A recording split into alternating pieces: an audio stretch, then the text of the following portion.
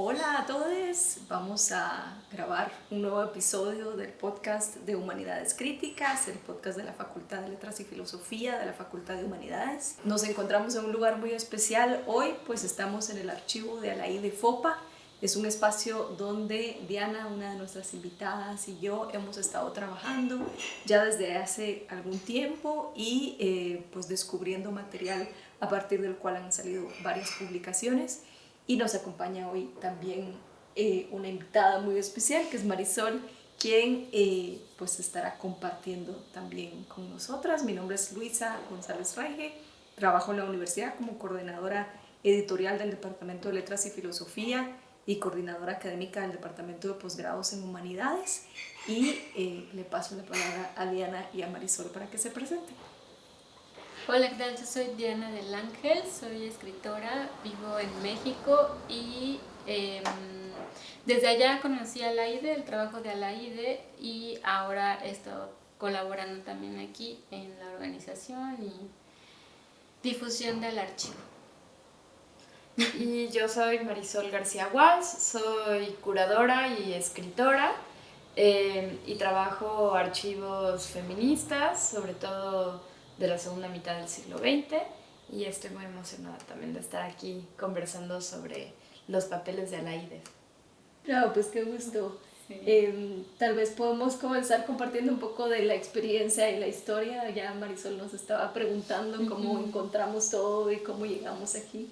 Entonces quizás podamos compartir un poco de eso. Me pregunto también ahora cuáles fueron tus primeras impresiones cuando entraste y empezamos a abrir cajas esa primera vez que viniste.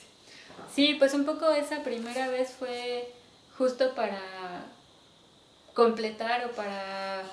Sí, porque estábamos trabajando la edición de Memorias y Transfiguraciones, que es el mecanoscrito que yo encontré allá en la biblioteca de Antonio Castro Leal. Y ya estábamos a punto de cerrar la edición cuando salieron estas fotografías, ¿no? de los cuadernos donde estaba el manuscrito, algunos índices, bocetos, ¿no? Del índice de lo que iba a ser el libro. Y entonces la idea era un poco venir acá como para ver qué encontraba. Yo pensaba que a lo mejor encontraba otra versión del libro. Y entonces pues era eso, ¿no? Como muchas expectativas por lo que pudiéramos encontrar acá. Y un poco también ya entrando en contacto con el archivo, fue tomar conciencia de lo mucho que había todavía por dar a conocer, ¿no? O sea, como que ese mecanoscrito era un poco como una punta del iceberg, ¿no? En el sentido de que hay aquí muchos otros textos que son inéditos, ¿no?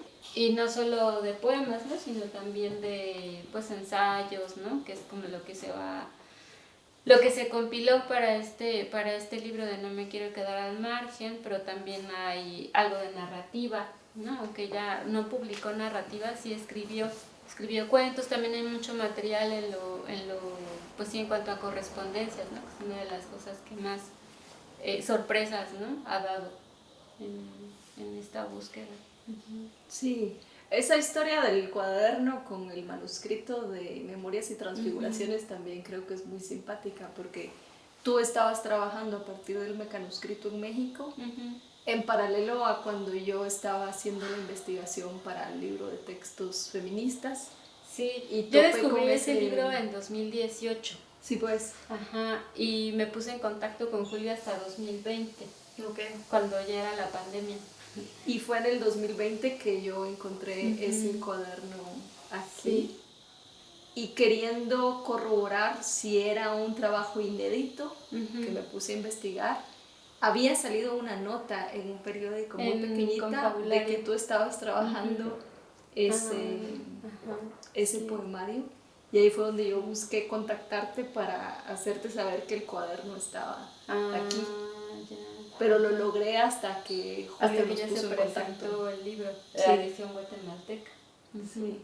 Hasta el 2023, o sea, el año pasado. Ajá. Cierto. Sí, ha sido como una historia así, como de muchos azares, ¿no? Y también como de encuentros así por voluntad un poco, ¿no? Y sí, o sea, inicialmente estaban aquí en estas carpetas y en folders, ¿no? Era como una primera organización, pero lo que hicimos nosotras fue comenzar a organizarlo en función de lo que era publicable, ¿no? O en función de pues sí, de un plan de publicación y difusión de la obra. Eso fue como lo primero, ¿no? Entonces por eso juntamos, por ejemplo, hay correspondencia o hay incluso cajas, ¿no? Que son una donde está como todo lo de poesía, otra donde está como lo de narrativa o artículos y así. Y entonces porque eso nos pareció más manejable. Sí, y que ahí estaba todo puesto vertical, ¿no? Así como que fuera un archivo con tal de aprovechar el espacio, pero ahí es donde muchos papeles también se estaban dañando, entonces esto ya nos permitió ponerlas así. Sí, porque estaban como pandeados un poco. Sí. No, y preguntaba porque, o sea, por lo general en términos archivísticos una de las cosas como más importantes siempre es preservar el orden de procedencia, que dice muchas cosas sobre cómo fue armado e integrado primero el archivo, pero este es un archivo que ya no lo tenían, por lo que entiendo, ¿no?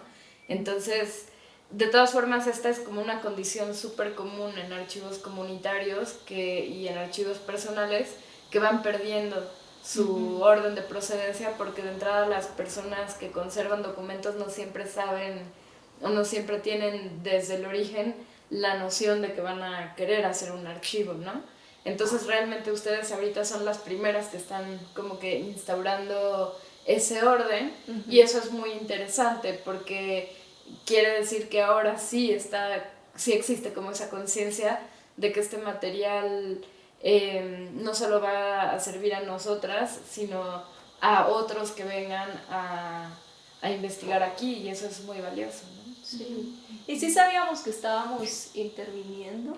Sí, claro. A cierto punto sí tuvimos esa disyuntiva, ¿no? De cómo preservamos la historia del archivo y sí, digamos, elaboramos un par de tablas donde se registra en qué carpeta estaba qué. Perfecto. Como que esa documentación está. Pero también sabíamos, como dices, que es un archivo que además atravesó por lo menos un par de mudanzas, ¿no? Claro. Tampoco es que estamos trabajando a partir del lugar donde originalmente se había quedado resguardado, sino ya había pasado del traslado de la Ciudad de México, de la casa original de Alaide a Tepoztlán, y de ahí cuando se vino para Guatemala, ¿verdad? Y parece que también el traslado desde Tepoztlán pues fue un poco también apresurado y no tan cuidadoso. No, y esas son, o sea, lo otro son siempre condiciones ideales, ¿no? Que no siempre se cumplen, sobre todo como en este tipo de archivos personales y así. Yo creo que ustedes tomaron como las mejores decisiones en ese sentido y es como muy interesante para mí, por ejemplo, preguntarles cómo están organizando ustedes las cosas, ¿no?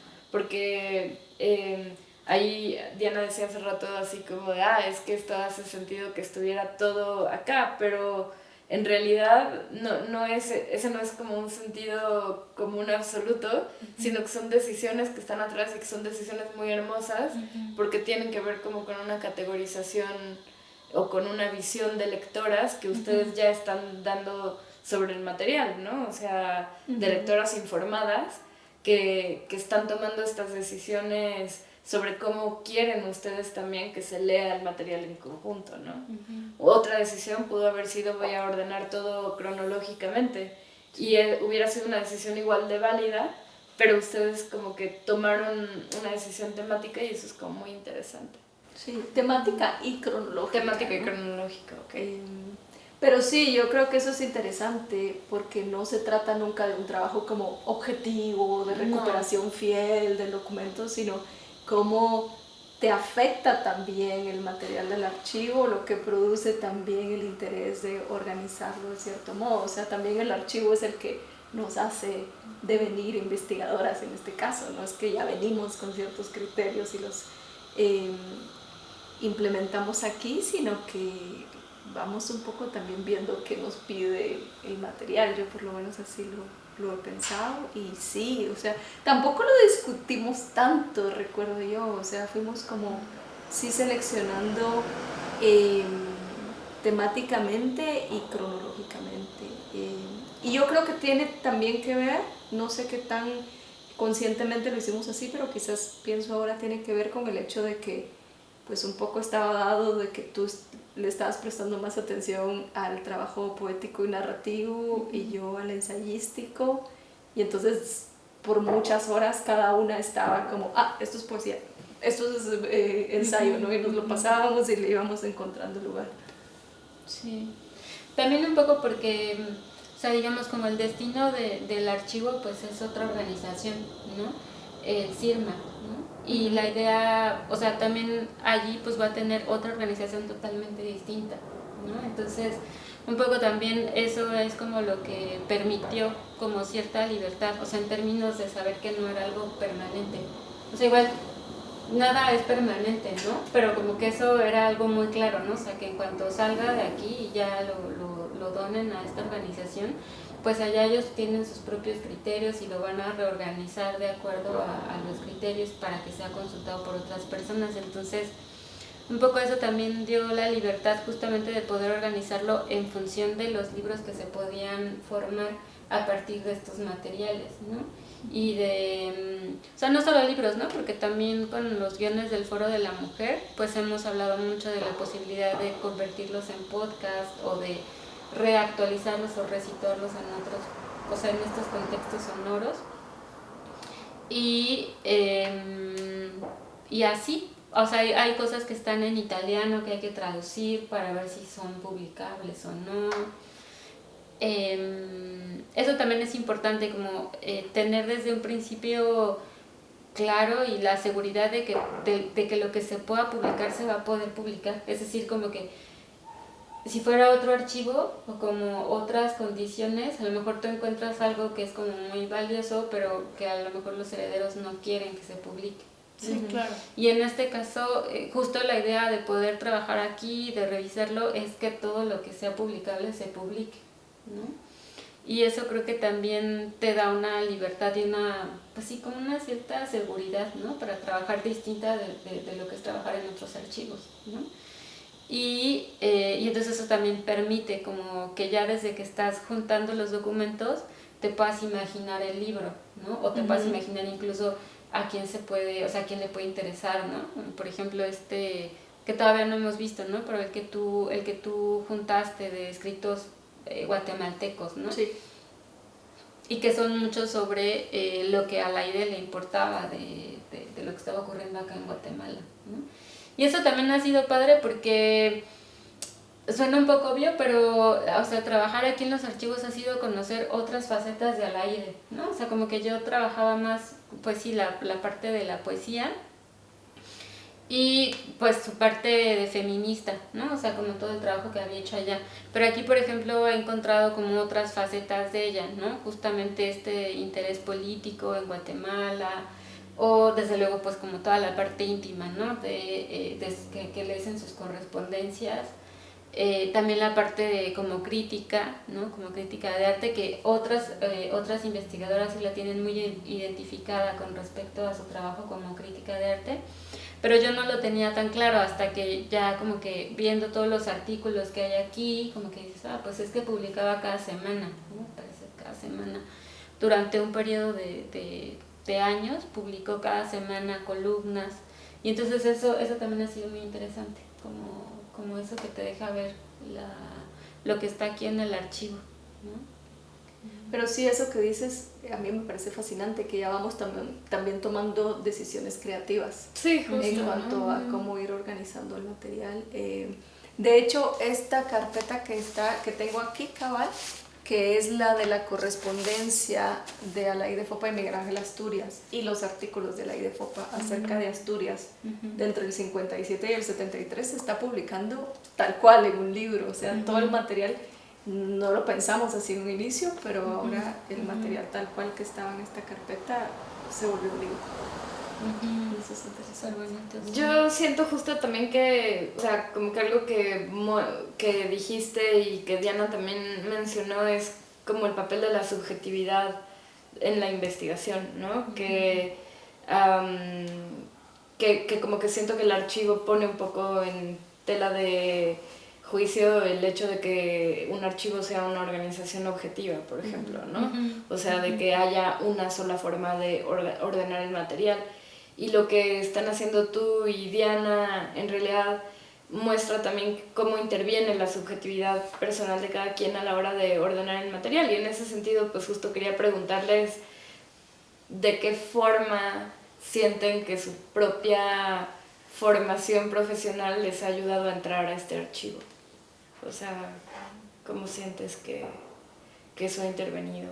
Sí, yo creo que de entrada, en mi caso por lo menos, aceptar mis limitaciones en cuanto al dominio que yo tengo sobre lo poético y en cambio enfocarme más en lo ensayístico, ¿verdad? Como decir, pues Diana es la experta en este tema, entonces también ceder el espacio en este sentido y no tomar decisiones, digamos, por ese lado, aunque igual hemos ido conversando sobre todo.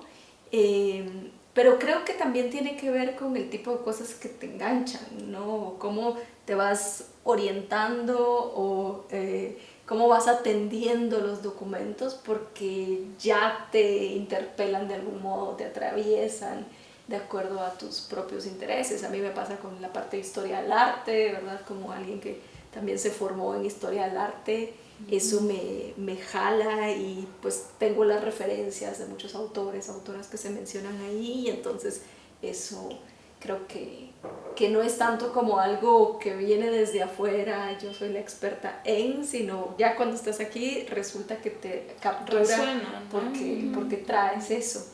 Y me pasa también con la correspondencia. Yo tengo una formación también en historia y me obsesiono, o sea, con cada referencia geográfica o de personajes o de momentos que se mencionan en la correspondencia, pues a mí me vuelve loca y quiero seguir explorando y ya estoy pensando cuál va a ser la nota al pie que va a ir a la hora de publicar cierto documento, cierta carta. Y claro, también eso quiere decir que lo estás reconociendo y lo estás estudiando desde una localización muy particular. Por supuesto. Pues yo creo que en mi caso tiene también mucho que ver con este activismo en relación con desaparecidos, ¿no? O con violencias de Estado. Y que para mí esto ha sido como bien curioso porque después de que trabajé, ¿no?, en el acompañamiento del caso de Julio, como que quería tomar un poco de distancia de todo eso y dije, bueno, voy a estudiar poesía. Y entonces estaba haciendo la tesis, terminando la tesis del doctorado y fue cuando encontré el mecanoscrito y entonces un poco fue como volver a eso mismo desde otro lugar, ¿no?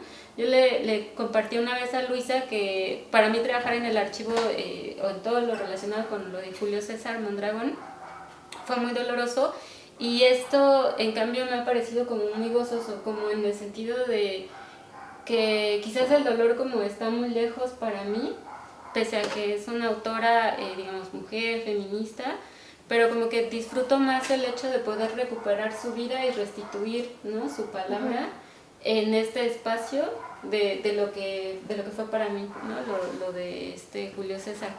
Y entonces, pues en ese sentido creo que también entra mucho esto de la subjetividad, ¿no? Que aquí como que puedo, o sea, en esta experiencia me ha permitido mucho más reflexionar en esta cuestión de cómo interviene el cuerpo, ¿no?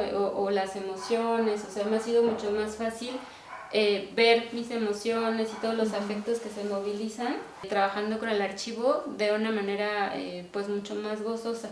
Y siento que eso es también pues muy interesante en el sentido de que la vida me va poniendo como en estos lugares. Pero es bello en el sentido de que es como otro momento, ¿no?, de una misma circunstancia o de una circunstancia parecida, ¿no? Y en este caso, pues eso, creo que en mi caso tiene mucho que ver con este vivir de otra manera, ese mismo proceso. Bueno, cuando estaba haciendo la tesis de maestría del archivo en el que estaba trabajando, también era un archivo pues de lucha, un archivo de mujeres feministas. Y un documento que me impresionó mucho era una minuta de una, pues, como reunión, una asamblea que tuvo, pues, un grupo de mujeres, y el título del documento era un chiste, porque decía orden de la noche, en lugar de decir el orden del día, de la minuta, ¿no? Y me pareció siempre como muy hermoso, y de hecho esa fue como la forma en la que entré al texto de la tesis, decir, bueno, el archivo también tiene su orden de la noche, ¿no? O sea, hay un lado A, que es lo que vemos en cuanto a las materialidades, y hay un lado B, que es igualmente material, pero que tiene que ver con todas las relaciones como informales, de conexión, como lo que ustedes están trazando ahorita, ¿no? Las personas que se conectan porque les interesa este material, las personas que terminan hablando porque hay un documento que las vincula, porque tal, y entonces a mí como que me interesaba mucho en la tesis este orden del día y el orden de la noche, y pues quería preguntarles también un poco en ese sentido, además de haber sido vinculadas ustedes, presentadas por Alaide, ¿qué otros órdenes de la noche encuentran acá, ¿no? Ajá. Como, ¿qué más les ha permitido conectar? ¿Con quiénes están pudiendo vincularse? ¿A quiénes creen que les pueda interesar? Pues, por ejemplo, algo que ha sido o que fue muy sorpresivo fue encontrar aquí varios poemas de esta Alcira Sust, que es esta poeta uruguaya que es, pues, bueno, que es todo un icono allá del 68, ¿no?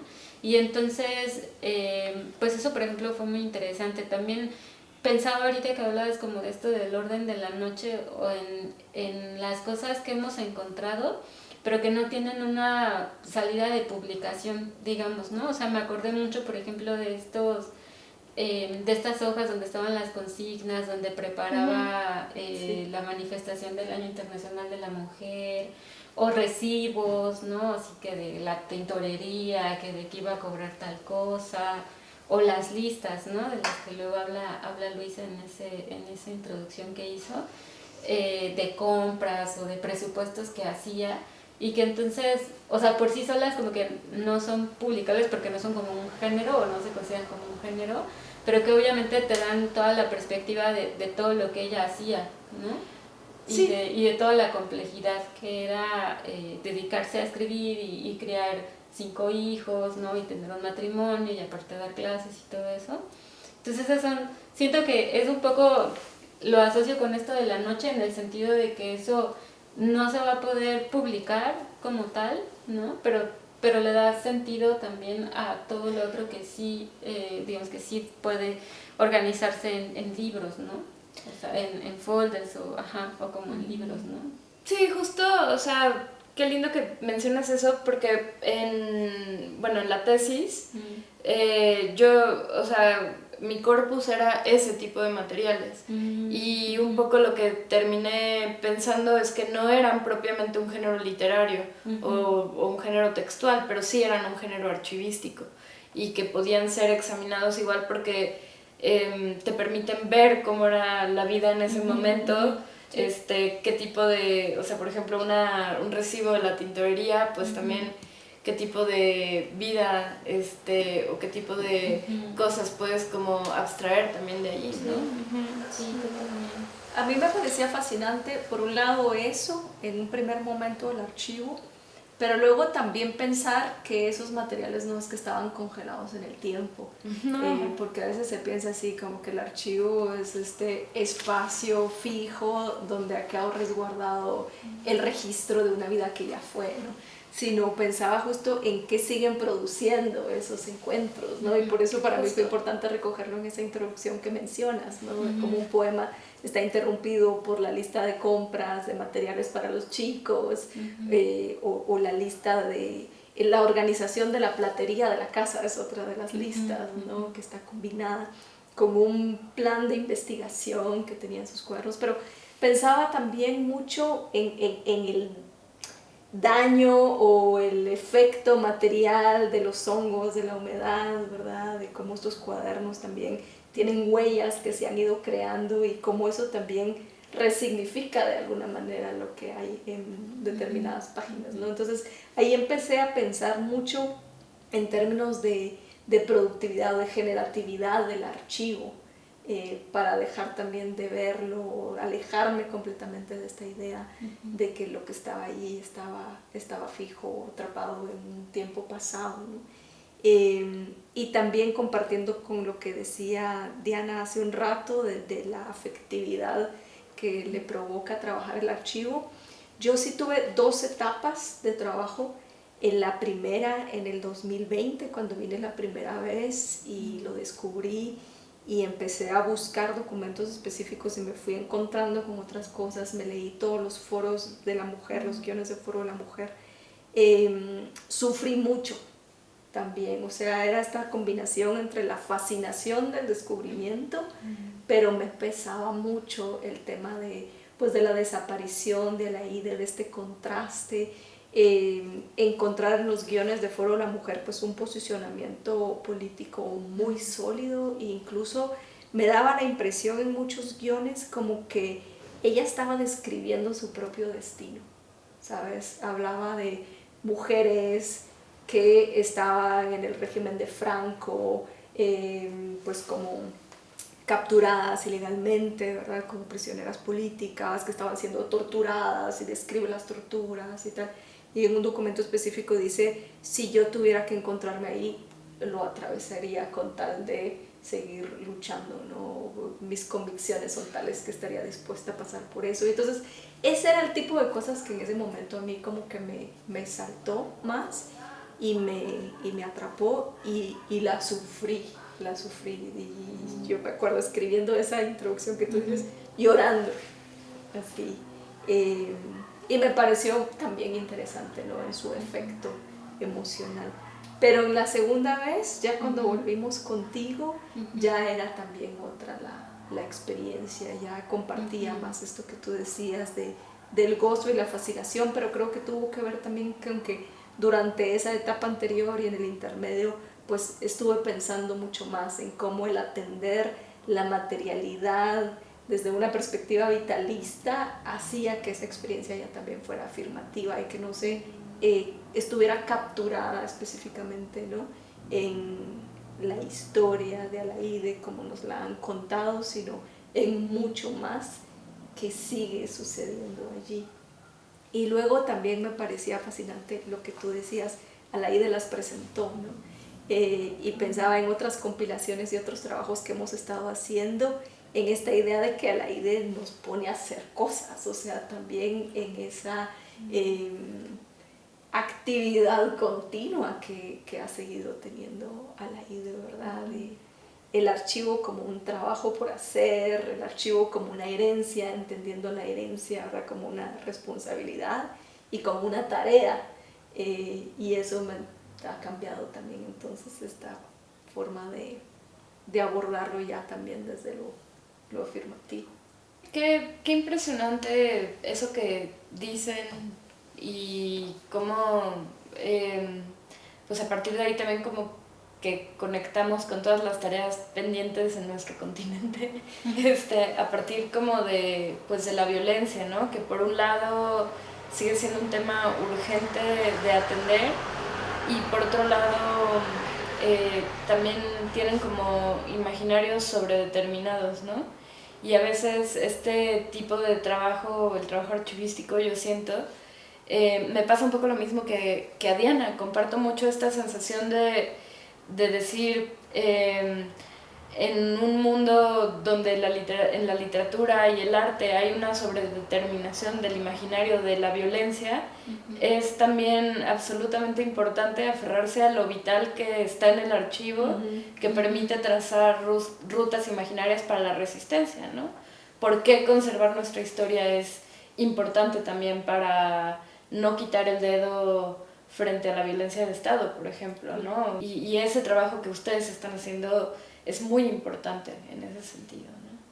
Sí, pero como dices, o sea, es una combinación entre el registro y el reconocimiento de esta historia y al mismo tiempo esta oportunidad imaginativa o fabulativa, ¿no? Donde el mismo archivo participa de la posibilidad de imaginar otras posibilidades.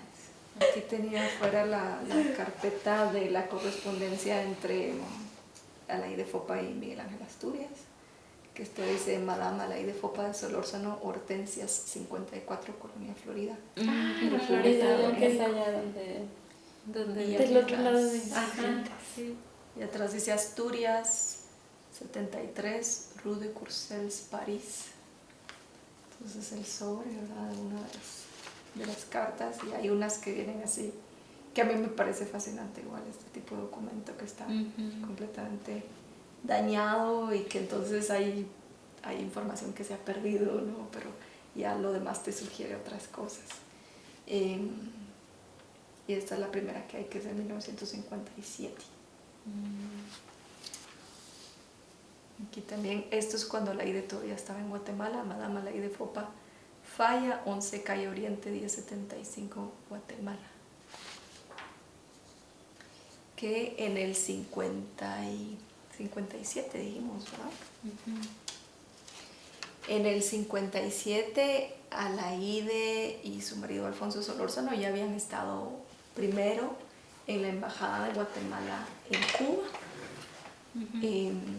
Eso justo después de la Revolución, nombrados por el mismo Juan José Arevalo, y luego trasladados a París, y se regresaron a Guatemala justo cuando termina esa década. Y Alfonso se tiene que ir exiliado a México, él es realmente el que es exiliado.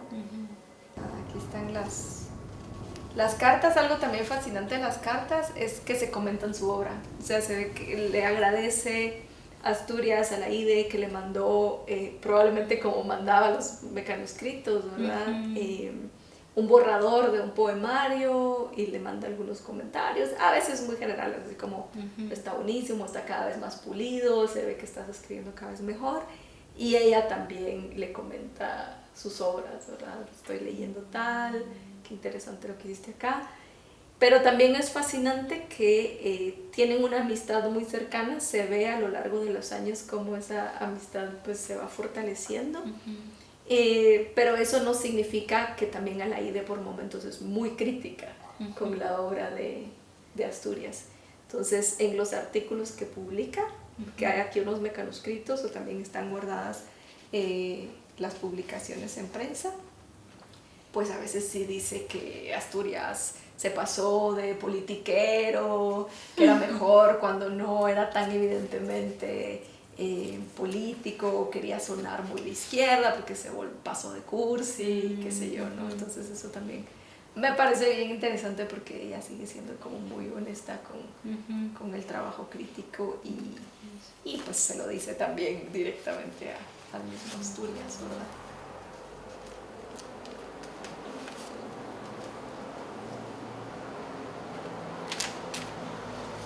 Este papel también es interesante porque, bueno, es el papel aéreo que se utilizaba para la correspondencia, pero todos los textos de Alaide están en papel aéreo, ¿verdad?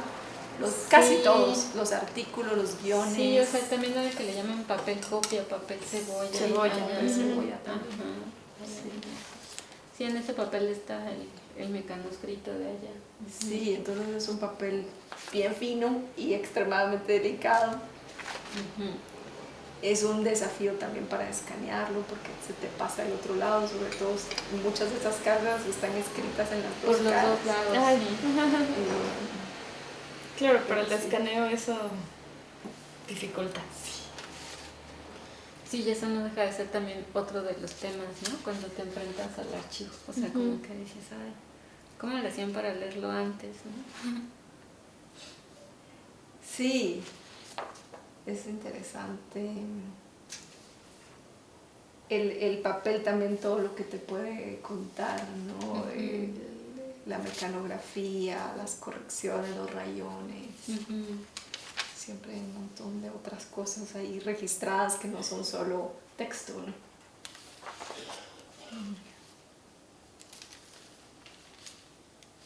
Y no sé si estos agujeros los habrá hecho la misma Laide en algún momento que guardó la carta, o si alguien más lo habrá hecho después, porque algunos lo tienen.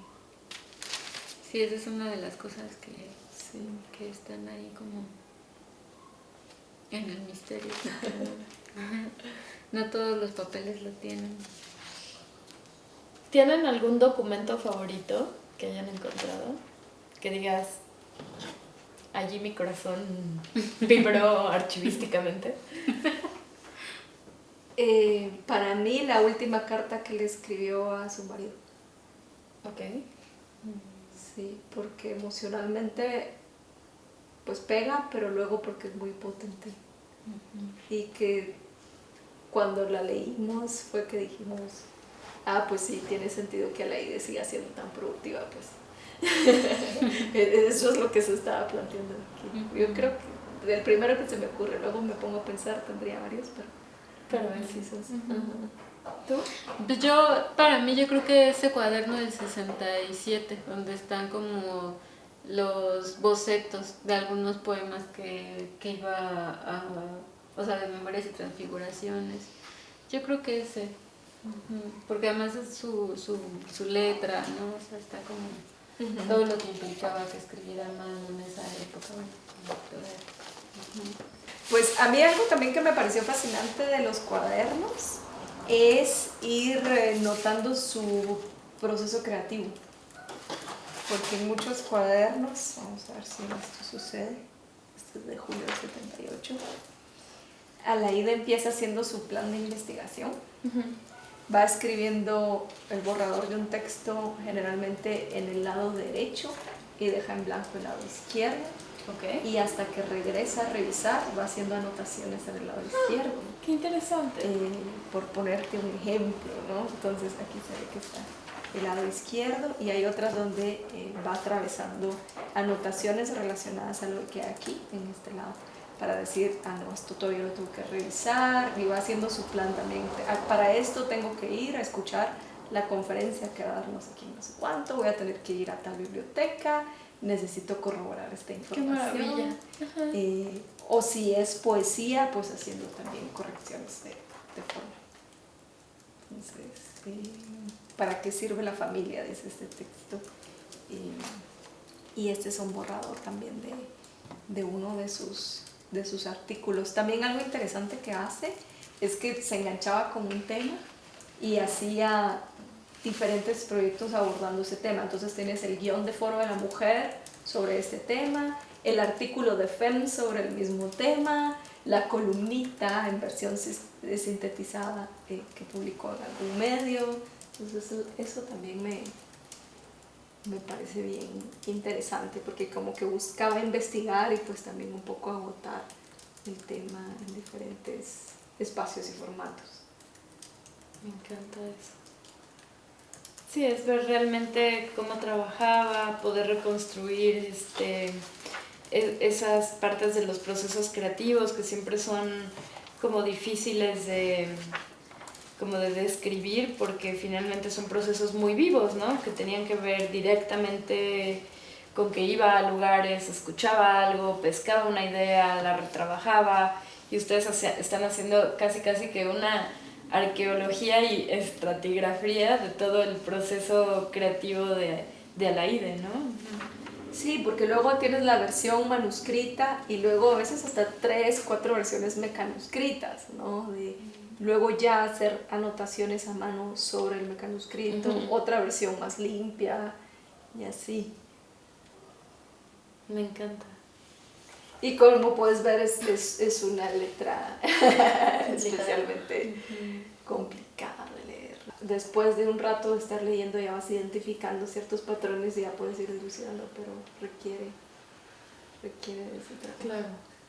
Bueno, pues gracias por la visita y vamos a seguir trabajando para largo. Nos dimos cuenta que teníamos por lo menos 10 años de trabajo con el archivo y las posibles publicaciones de Alaide, y eso, que pensamos en algún momento a partir de una línea en una carta que que Alaide pues iba a seguir produciendo, seguía produciendo, ¿verdad? Así que gracias por estar, gracias por acompañarnos. Gracias a ustedes. Gracias por la invitación.